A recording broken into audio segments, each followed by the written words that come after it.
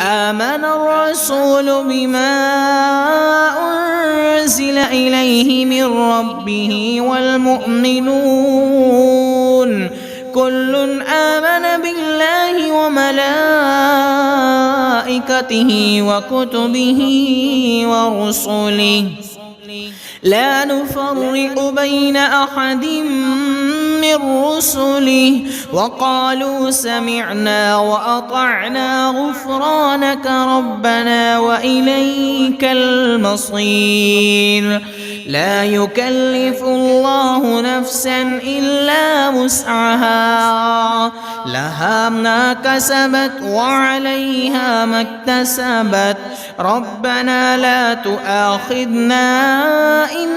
نسينا أو أخطأنا ربنا ولا تحمل علينا إصرا كما حملته على الذين من قبلنا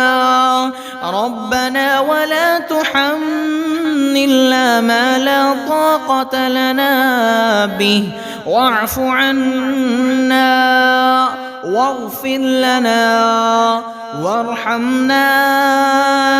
أنت مولانا فانصرنا على القوم الكافرين صدق الله العظيم.